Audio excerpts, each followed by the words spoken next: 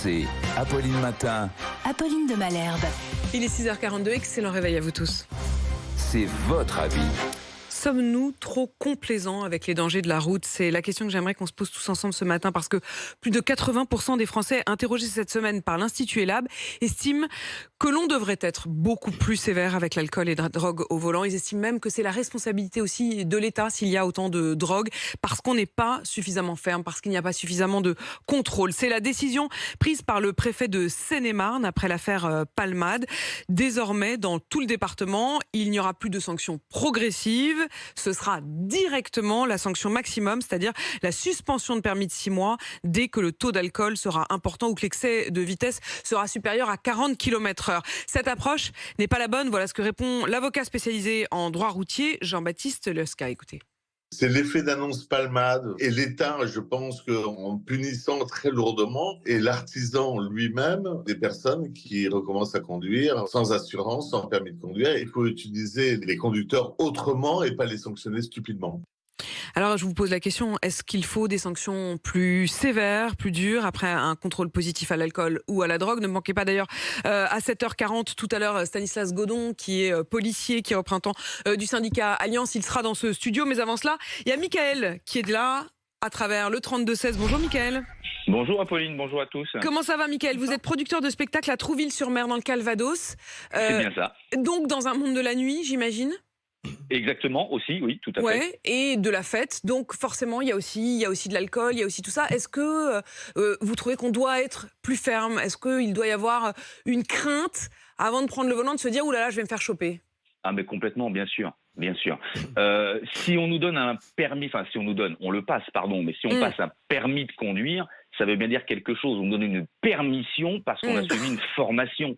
Donc à un moment donné, que ce soit, en même temps, moi j'ai aussi le permis voiture, mais le permis moto. Ouais. Donc si vous voulez, qu'on soit au volant d'une voiture ou au guidon d'une moto, on a une arme entre les mains à un moment donné. Ouais.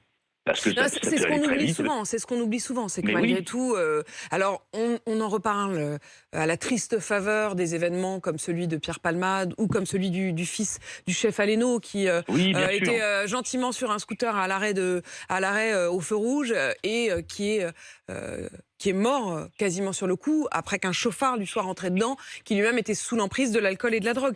Donc c'est une arme, ça peut se transformer en arme. Vous êtes vigilant là-dessus, vous, Michael ? Ah mais complètement, absolument. J'expliquais à Quentin, votre standardiste, moi par exemple, depuis mes 18 ans, depuis une mauvaise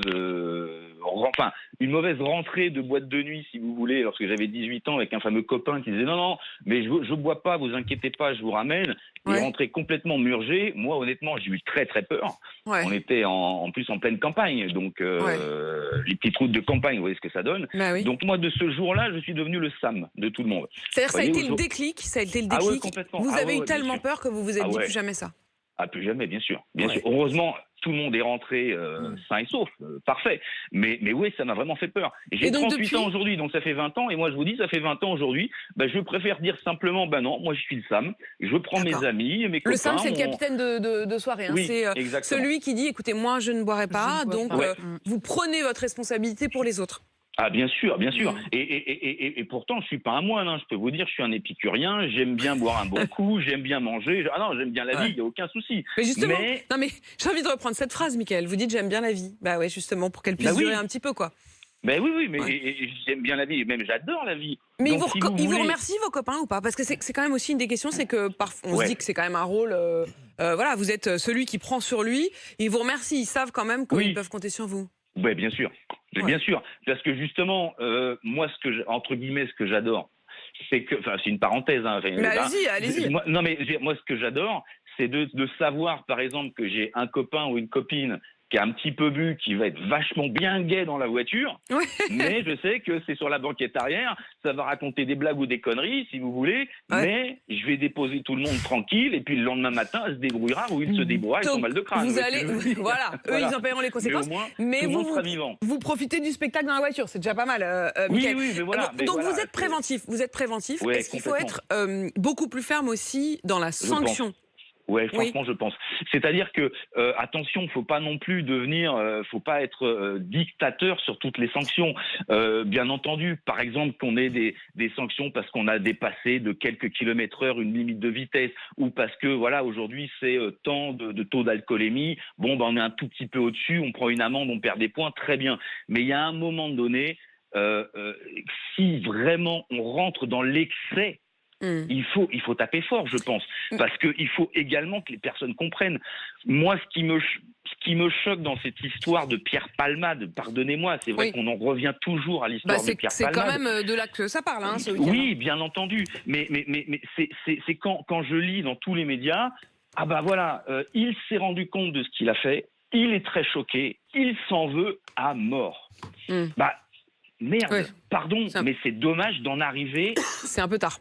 Ah ben voilà, à ce point-là. Bien sûr. Donc, avant ça, effectivement, qu'il y ait de la peur, en fait, prévention, la peur, c'est-à-dire que moi, ce qui me frappe quand même, c'est que, Mickaël, vous avez réagi à votre propre peur. C'est-à-dire que ce qui a créé le déclic chez vous, et vous en parlez encore aujourd'hui, c'est cette fameuse nuit où, quand vous aviez 18 ans, vous avez eu très peur pour vous. Au fond, si on n'a pas forcément connu ça, et si on n'a pas été jusqu'à la limite de connaître cette angoisse, le fait de connaître au minimum l'angoisse de se faire retirer immédiatement son permis, de tomber sur le gendarme au coin de la rue, qui va effectivement immédiatement vous retirer le véhicule, le permis, au moins que cette angoisse-là soit une forme de crainte et qu'on fasse plus attention. Mickaël, restez avec nous, il y a Pierre qui nous appelle.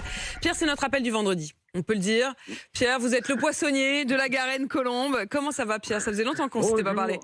Comment allez-vous? Mais ça va très bien, et vous-même, justement?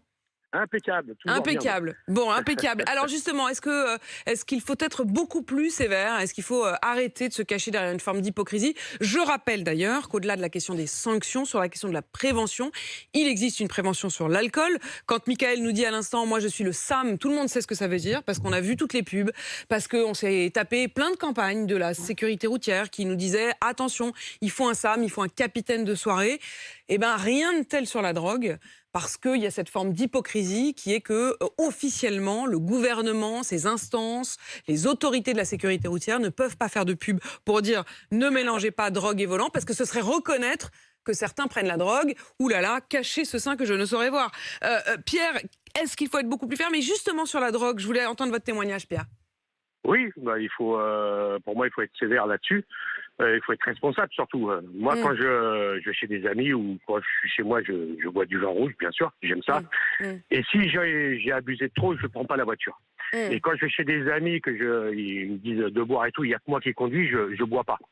Pour le cannabis, c'est pareil, je fume de temps en temps. Mais le problème, c'est pas ça, c'est que quand je fume, je ne prends pas jamais la voiture, mais on a quand même des résidus au bout de 2-3 jours. Si je me fais contrôler dans 2 jours, ils vont trouver vous êtes positif.